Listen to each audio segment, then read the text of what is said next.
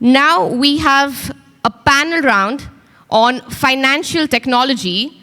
So let's welcome our panel team. Can we have a huge round of applause for our moderator, Mr. Malachi Halliday, CEO and founder of HFS, and our first panelist, Mr. Oliver Wolff, the CEO of Helion Capital, and our second panelist, Miss Jovanovic, co-founder and CEO of Omla. Can we have a huge round of applause for the panel team, please? Over to you, Mr. Malachi. Thank you and welcome everybody. It's great to see so many friends in the audience, colleagues, and I think maybe one of our portfolio companies. So this has been really topical for us because one of our portfolio about 6 months ago, they had a huge cyber attack. Their WhatsApp was hacked, their emails were gone, their ERP was messed up. So even in traditional businesses that aren't at the cutting edge of AI and other technologies, it's just such an important topic, and it's been hit home for me personally. So I think that the best way to do this is always to ask the panelists to introduce themselves with a 30-second background on the space that you're in and your passion with this sector especially. Oliver, if you'd like to go first. I would say ladies first. All right, let's give that. That's also not work. Wait, I think we have to switch it on. I think it's working now. Thank you, everybody. So my name is Jovana. I'm the co-founder, CEO of Omla. With Omla, we are making investing into the top leading cryptocurrencies radically simple for millions of users who are entering the space now, who are not traders, who are not investors by design, but really are the mass market population who want to be a part of this financial revolution. My background is I spent 15, 16 years actually working across some of the most leading financial services, tech and consumer brands, the likes of Visa, MasterCard, Barclays, and on the other end of the spectrum, very much love consumer brands like TikTok and Amazon as well. And for me, what was really, I would say, coming out of these experiences is, on one hand, you have very loved brands, very understood brands, very trusted brands, because cybersecurity, at the end of the day, a lot of it is about trust as well. And then you have some of the least loved brands in the financial services sector. And people do not make investments there, regular people, because they don't understand and there isn't a level of trust maybe in what they can do. So I think we're trying to do this a little bit differently with Omla, and I'll hand over to Oliver to introduce himself. Yeah, hello everyone, thank you very much. So I thought we are not so many here on the panel, so we have the time to keep some gentleman rules here. So yeah, my name is Oliver Wolff. I'm originally from Germany. We are one of the oldest family offices in Europe since 1427. And with Helion Capital is a single family office here in the UAE, where we are investing in crypto, blockchain, digital banking, and partially also like in cybersecurity. On the other side, I have another hat. I'm co-founder and CEO of Handle Capital. We are one of the top M&A companies here in the UAE. We always say when businesses get tested by legal, pressured by capital, and defined by strategy, they're coming to us. We're doing a lot of Chapter 11, and of course also the governments and regulations for regulated, unregulated companies, and especially also for companies in the, let's say, FinTech, Cybertech area. Thank you. Thank you both. Jovana, I'll start with you. You mentioned about some of the work you're doing around access to financial markets, especially for people that haven't traditionally had access. I'm interested in your perspective on the impact of tokenization providing new opportunities for retail investors. So, look, firstly, I think, by the way, I think it's fantastic that all three of us are not really the technical people who usually are actually left with the cybersecurity aspect. So I think, you know, from the way that I look at things, I'm building a consumer platform.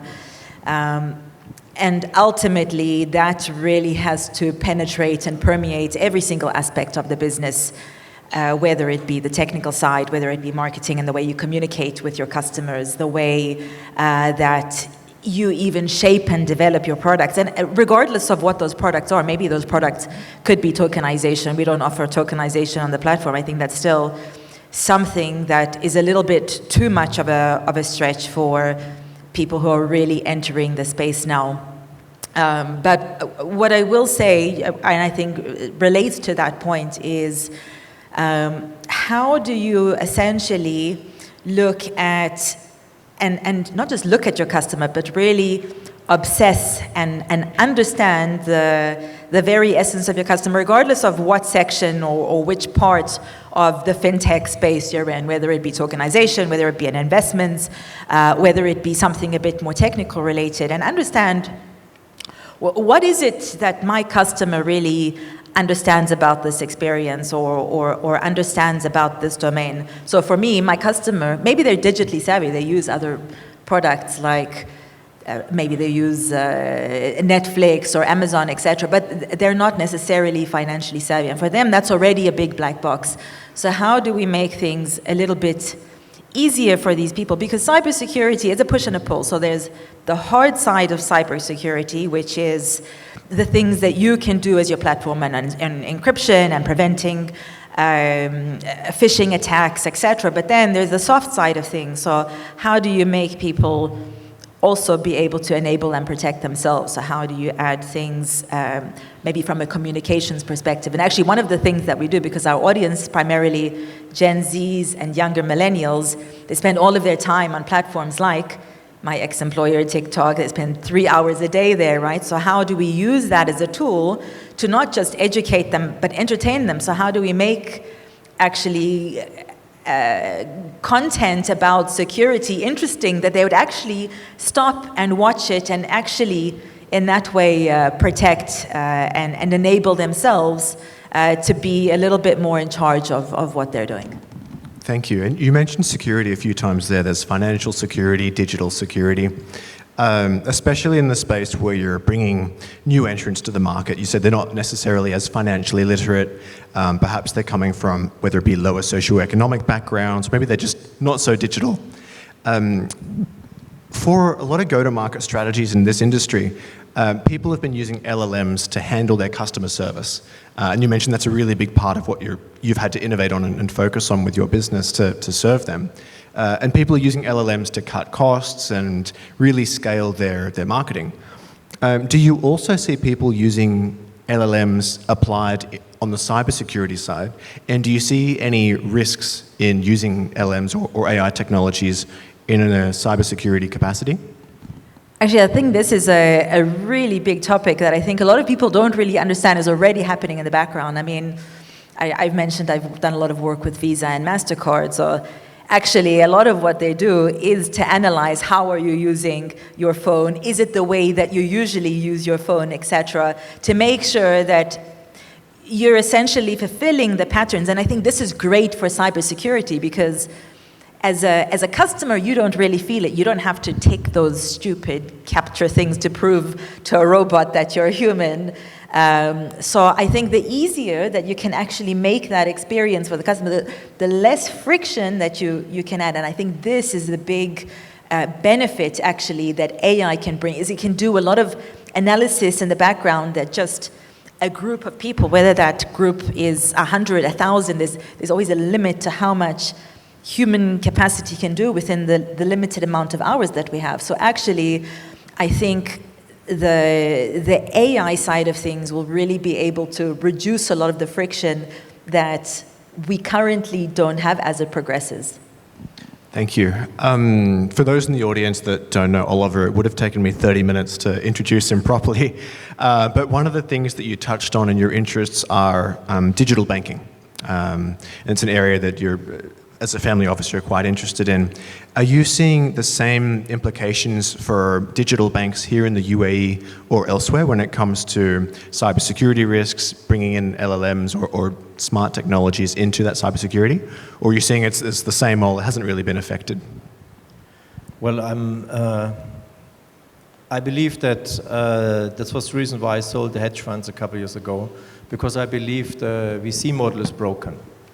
Why it's broken? It's broken because investments are not, I mean, a classical asset manager, he diversifies his investments. Yeah, and used to be you had an investment horizon of, let's say, 7 to 10 years, and then hopefully you had 1 or 2 unicorns and 100 investment, and 50% was okay. So this is broken. It's broken because the technology is moving much faster. Yeah, and companies are more difficult to maintenance because, principally, you have a lot of startups companies which you not really can maintenance with classical mechanism or design what you had before. Yeah, I mean, you know, you're also investing in startups. It's very difficult. So why I'm saying this, because I also think the banking model is broken. And it's broken because of over-regulation in the banking field, what is understandable. And if you look to the World Charter, yeah, actually the biggest, let's say the biggest financial institutions are not the banks. These are institutions which holding debts in the world. So they are not regulated. Equity is not regulated. Only the banks is regulated because there are deposits of people, principle of, let's say, little people, let's name it little people. I mean people who are going every day to work, and the government have to take care that they don't lose their money. So that's the background. Everyone else in the financial industry, let's say who's gambling with the money in debt products or equity, whatever, it's rarely regulated. So why I'm saying this before, because that's the reason why I believe that the banking industry, they have to be rethink. Yeah, so I think banking today most likely is like banking 0.5 or something like this. If someone comes on a bicycle, brings me the credit card and so on, I mean, that's very old-fashioned, let's put it in this way. Thanks God they're not coming on a horse or on camel, yeah, they're coming at least on a motorcycle. But it shows a bit the deficit what the banking industry have, yeah, and also the regulation. So now you have the other issue that most likely all this innovation and technologies are running in front, regulations they're running behind, and now coming to cybersecurity, they are far behind. Yeah, so and I think, and that's what I like on digital banking, in basically is you can implement this kind of cybersecurity and security processes from the beginning. Yeah, so I had a couple of years also the issue. I had the different companies in which I'm invested in it, and I was thinking, okay, how can I protect myself? Yeah, so you have digital wallets, you have bank accounts, different companies, and my IT guy said, oh, just have 5 laptops. Yeah, I don't think this is the solution. It was not the solution.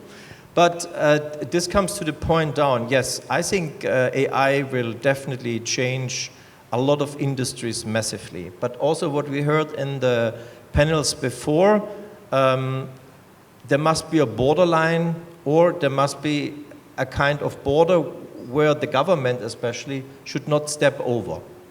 So, and to find this, it's all our job here in the room or outside. Yeah, it's to make clear where are these borderlines for how much data I give outside. Yeah, because if I have a closed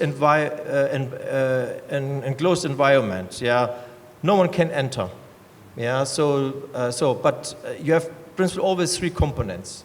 You have the human as a risk factor, you have the technology as a risk factor, yeah, and then principally you have the environment. So I would say the human risk factor is always the biggest one.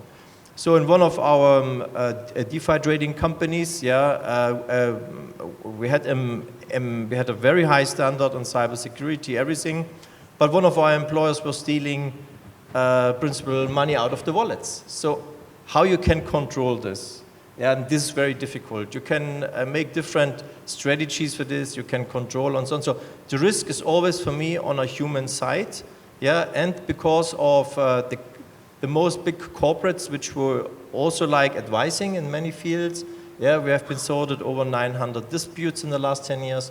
We're sitting in over 60 advisory boards where we successfully manage, and a lot of these are big banks also. Yeah, so and we see.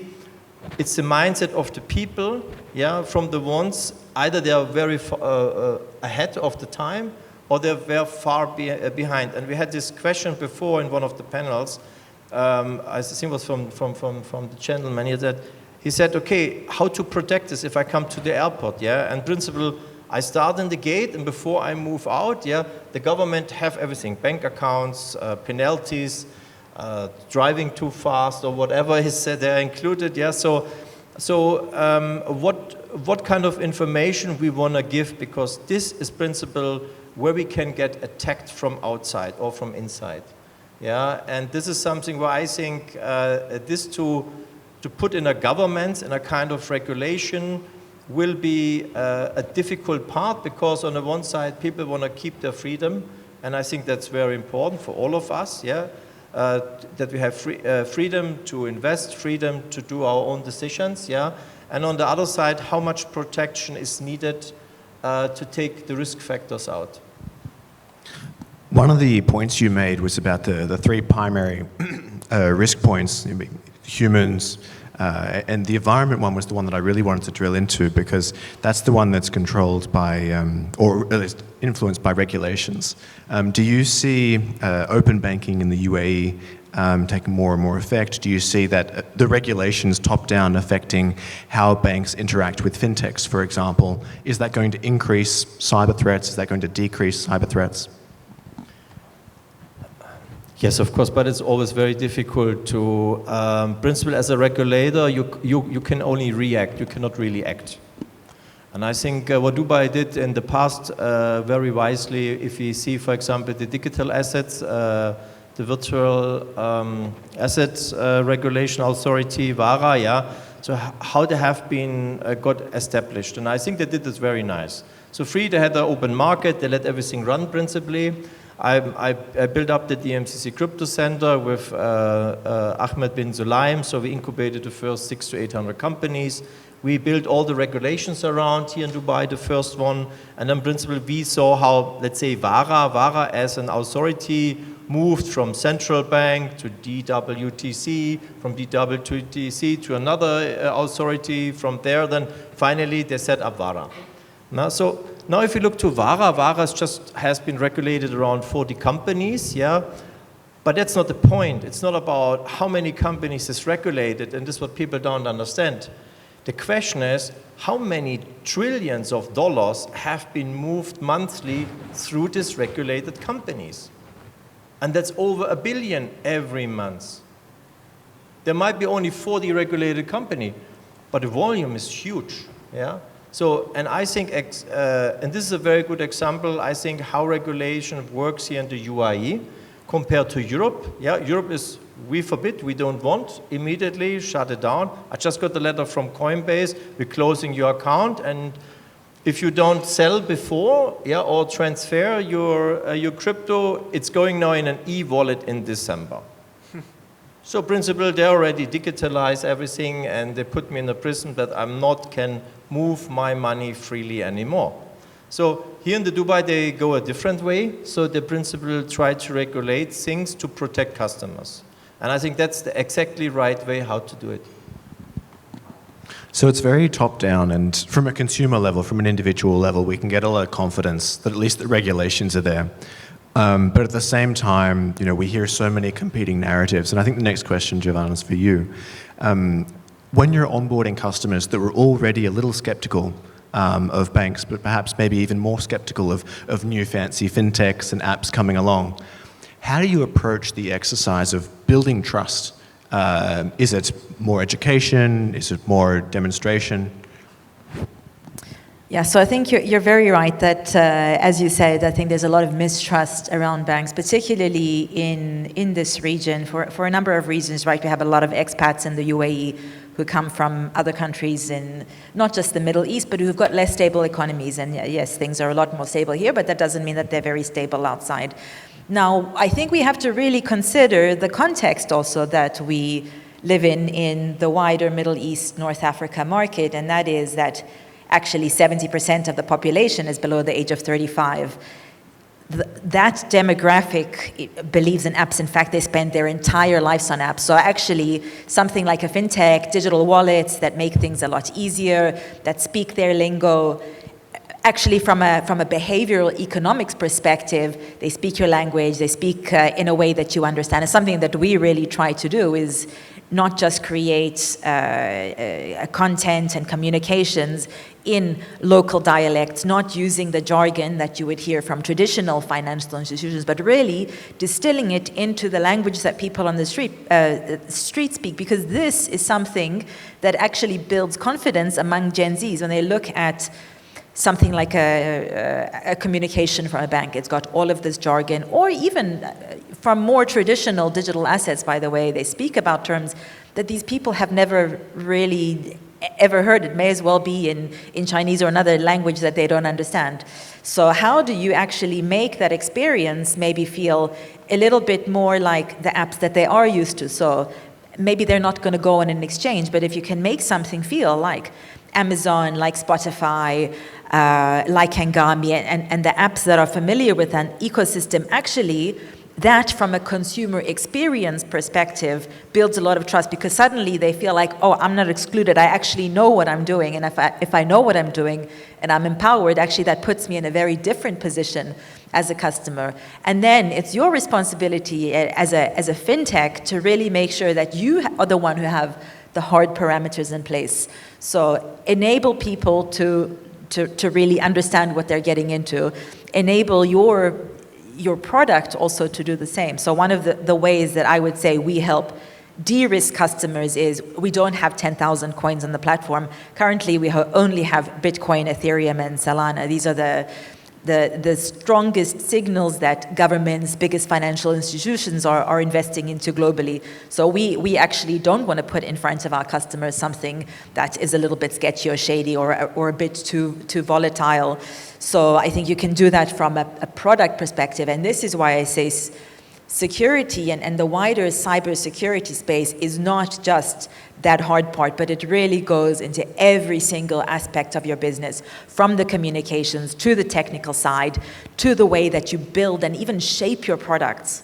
So I would say all of these things really kind of form a golden thread together, and none of them can really live without each other. It's all of them have to be in some sort of synchronicity or balance.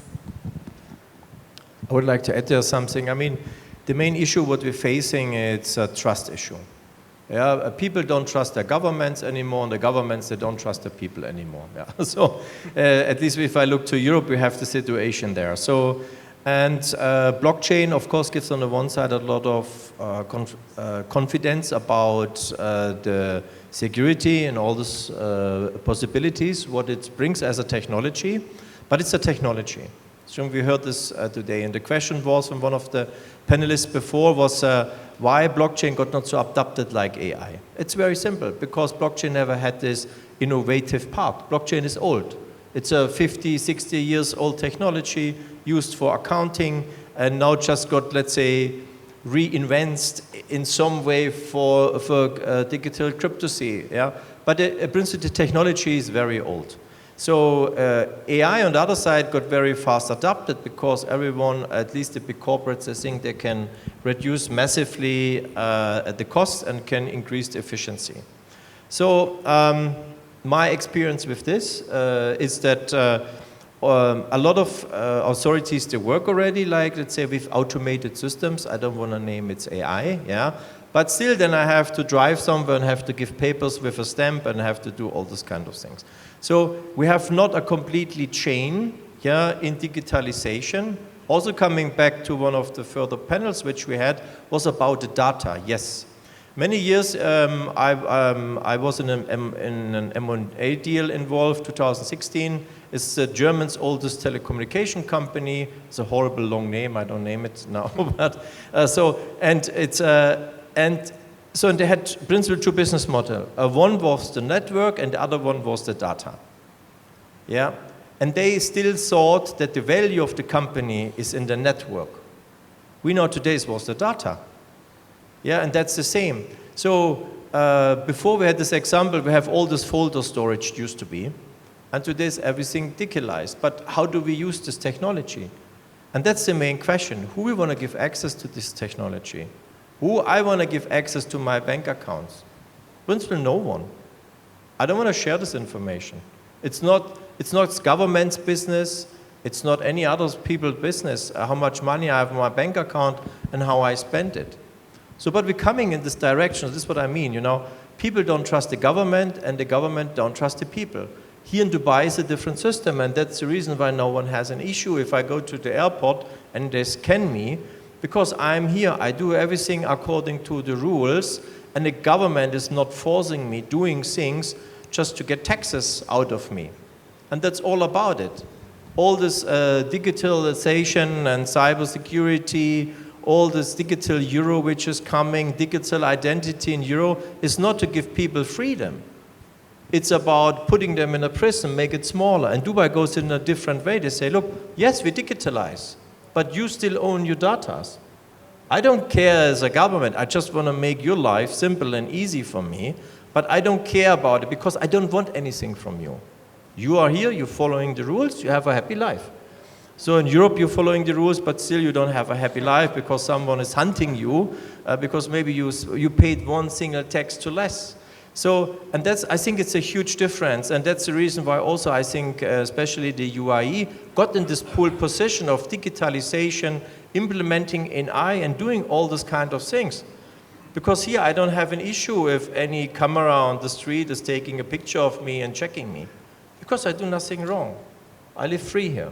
So and I think that's what I mean, that the trust in the government in the UAE is much bigger as, for example, the trust of the people in the governments in Europe or somewhere else in this world. Yeah.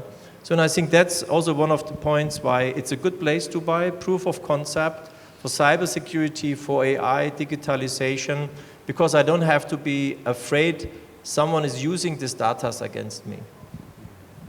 It's really interesting hearing about both providing access to products, technologies, and capital, but also who we provide access to from a government perspective of our own capital and our own data. I hope my team in the audience were taking notes when we were talking about the building trust for the financially excluded. We have time only for one last question each, and selfishly I'm going to be asking about something you've both touched on, which is really close to what we do. So we're funding businesses that are excluded from the financial environment for whatever reason. Could be their backgrounds, often is, but often they come with a high degree of financial illiteracy. So one of the challenges that we've experienced in our business is when we provide funds to companies, sometimes they don't necessarily know the right way or the best way to use that money. So we've certainly spent a great deal of time and investment figuring out how to solve that. But I'd love to hear from the both of you, perhaps starting with you, Jovana, on how do you go about providing additional access to investors or consumers when they're maybe not trained or familiar with these technologies, capital, whatever it may be. In your case, it's capital market opportunities. How do you go about protecting them while also providing access? Oh, I love this question because this just forms the entire ethos, I think, the way that we've built Omla. So firstly, I would say communication. Where do our target audience spend their time? And it goes back to how obsessed are you with your audience? I go to sleep at night thinking about what my audience is looking at on TikTok and Instagram because that's where they're spending all of their free time. So for us, communicating in a way on the platforms where our audiences are. So we actually do a lot of edutainment content. It's not long, boring lectures. It's learn one thing, learn it quickly, be able to sound smart to your friends so that you can share it, etc., and do it in a way that's entertaining and really is reflective of what they're seeing. So why create something boring in a suit and tie, created with creators that they love, but make sure that your message is really empowering.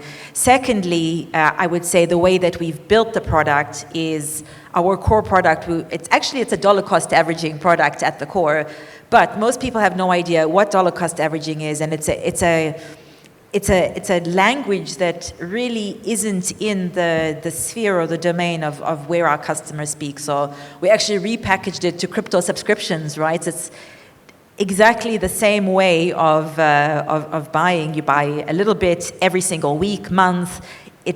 is something, everybody's got a subscription to Apple Music. I mean, you can get a subscription to water these days, so why not get a subscription to crypto? Thirdly, I would say the coins that we have available on the platform, we don't want people buying Pepes and things that might not even be around. Maybe they will, maybe they won't, but we really give people access in a way that from a consumer journey perspective feels like Amazon, Netflix, TikTok, gives them de-risked assets or less volatile assets that are most likely to give them returns in the future, and then make the experience feel a lot simpler. Now, actually for us, everything is on chain, but the customer never feels like they're doing anything on the blockchain, like they're signing anything. And I think this is the experience that we've really tried to convey to our customers is if you know how to use Amazon, you know how to use Netflix, you can now participate in the entire crypto economy and have your own self-custodial wallet without all of the complexities that I think we've somehow managed to, as an industry, make things a lot more difficult. So I would say at every single step on the journey, we've tried to reduce friction, we've tried to provide clarity and empowerment to our customers, and really shape products in a way that feel familiar and empowering to them. I hope I'm not the only one taking notes for this masterclass. Thank you. Oliver, I can't imagine there's much left to cover on that question, so I might ask you a different one if that's all right. You were talking about the differences in regulations for banks, FinTechs, Cybertech, etc., between Europe and the UAE. But at the end of the day, we live in such a globalized world, a globalized economy.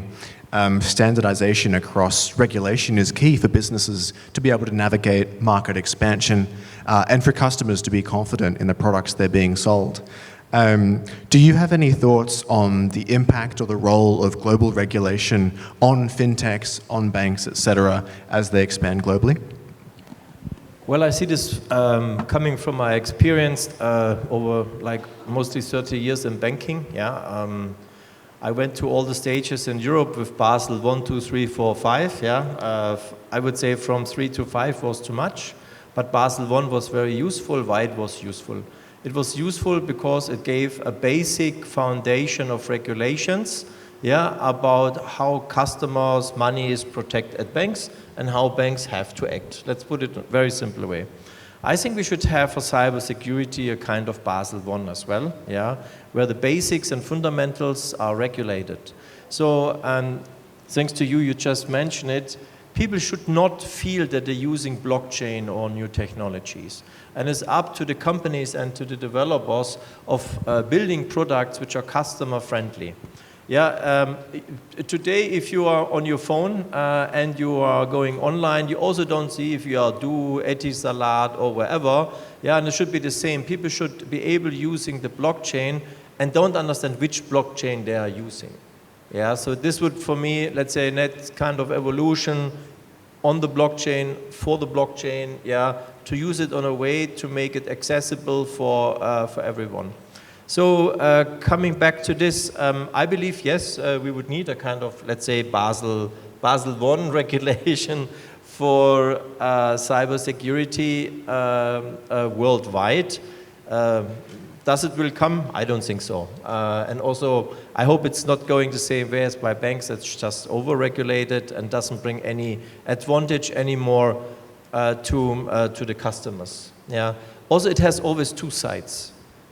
So the one side is, of course, you have maybe more security, but as I said before, technology development, innovation is always driven faster as the regulation. So principal regulators always running behind the technology, especially when we come to individual data and cybersecurity. I think it's very important, as I said, also for companies and startups to implement this very early in the process, to be used to it, number one, and to can scale the security. Yes, sorry, just to jump in there. I mean, you're talking about global security architectures, but I know especially in the UAE, data sovereignty is such a big issue. It's very different with flows of capital when all governments are aligned in incentives for like taxation, as you touched on. But when it comes to sensitive health data, for example, which could be weaponized against populations based on certain demographic factors, you might be able to that might reveal themselves through analysis. How do you see that being reconciled between some sort of global top-down framework of how data is treated versus perhaps each country or each market wanting to be very careful or silo their own data that comes from their market?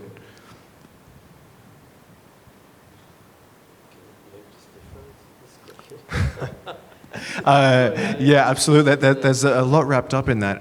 The challenge that you have with some sort of global framework and in cybersecurity is the treatment of data and how we perhaps silo it between different markets, different companies.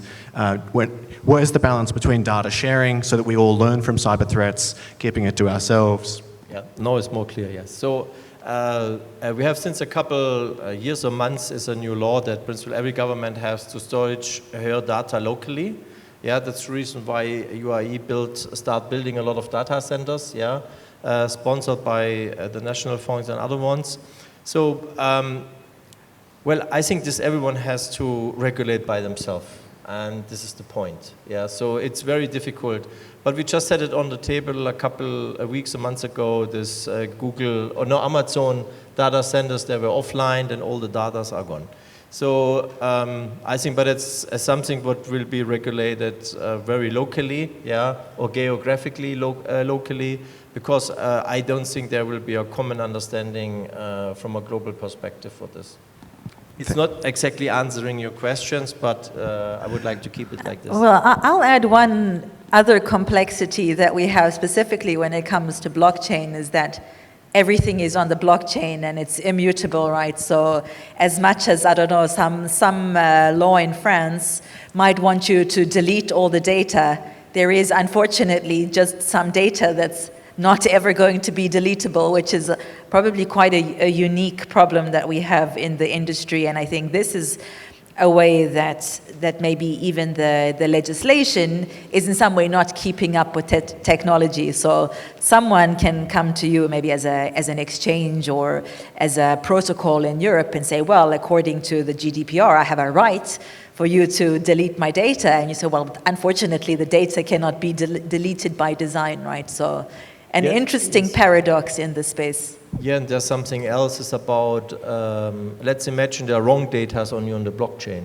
And this just was what she mentioned is how to delete it. Yeah, and that's also like a kind of risk for investors or for people, yeah, who's controlling, at the end of the day, the flow of information which goes to the blockchain. So, and this question everyone has to answer to himself. Do I want it to control by myself?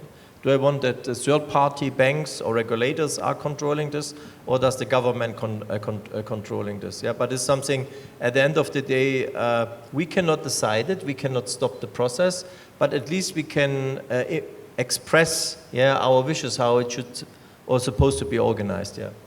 I really appreciate that. It's something that we tried to build into our investment model, that immutability factor and storing everything on the blockchain. But ultimately, as you said, when the data is initially input, how do you control for that being right? And the moment you start editing that, trust is broken. I'd love to spend another few hours with you both on stage, but I think we only have time for closing thoughts from both of you.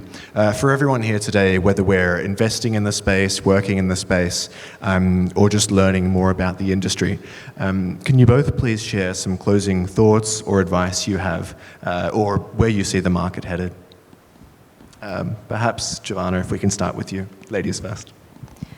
So I think just by the sheer fact that I left my career to build something in the space, I think is really a testament of where I see the industry going. And I think even more so than other markets globally, I'm very bullish on the Middle East. I think we've got the right infrastructure, the right demographic of people, the right kind of leadership as well to be able to take some specific action. So I think the stars are all aligned specifically for FinTech and and more blockchain-related companies really to take off in the next couple of years, even more so than anywhere else in the world, just because from a regulatory perspective, we're there, from a demographic perspective, we're there, from a leadership perspective, we're there, and from a consumer appetite, we're there as well. So very bullish overall, and very bullish even more so on our local context here. Yes, I would agree on this. I would just like to add that companies should have very early implemented governance about this kind of topics, in their structures, infrastructure. Also should try to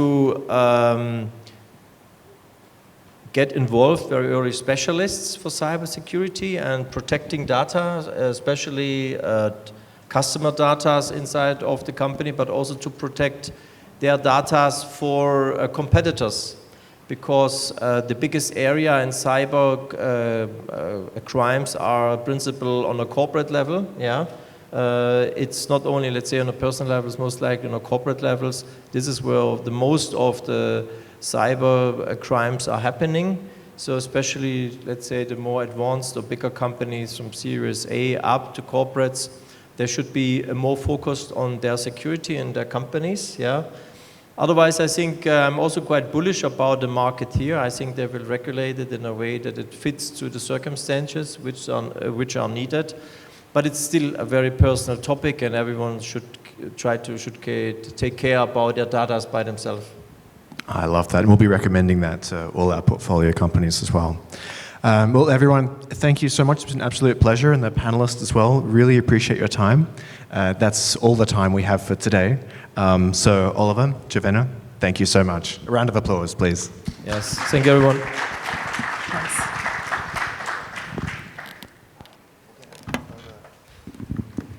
That was a great session on cybersecurity in FinTech today. We appreciate the panel for sharing such a clear and useful insights. Thank you, Mr. Malachi, Mr. Oliver, and Ms. Jovana for that deep dive into the topic. Can we have a huge round of applause for the team, please?